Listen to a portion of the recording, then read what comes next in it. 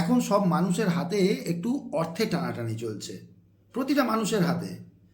যারা মাসিক একটা বেতন পান তাদেরও হাতে এখন অর্থ নেই, বা আছে, আগে খরচা করে ফেলছে, তারপর ইনকাম হচ্ছে।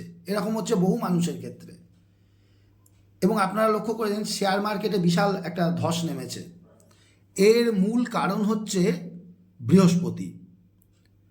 বৃহস্পতি সব জায়গায় ভালো ফল দেয় না। বৃহস্পতি বর্তমানে বৃষ রাশিতে আছে, আর বৃষ হচ্ছে কালপুরুষের দ্বিতীয় ঘর। আর বৃহস্পতি হচ্ছে অর্থের কারক গ্রহ।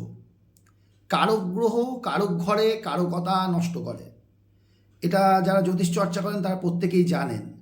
তো বৃহস্পতি হচ্ছে অর্থের কারক গ্রহ, আর দ্বিতীয় ঘরটা হচ্ছে অর্থের ঘর।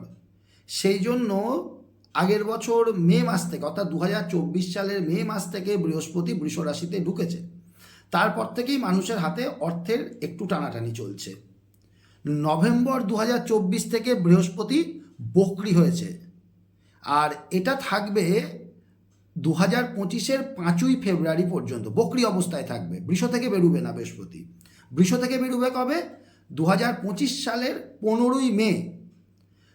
যতদিন বক্রি আছে, অর্থাৎ নভেম্বর মাস থেকে, ততদিন কিন্তু মানুষের অবস্থা খুবই খারাপ। কিছু মানুষের অবস্থা প্রচণ্ড খারাপ। আর এই অবস্থা খারাপ, অর্থাৎ হাতে একদম টাকা নেই, এই পরিস্থিতিটা থাকবে ফেব্রুয়ারি মাসের 5 তারিখ পর্যন্ত। দিয়ে আস্তে আস্তে হাতে টাকা আসতে শুরু করবে।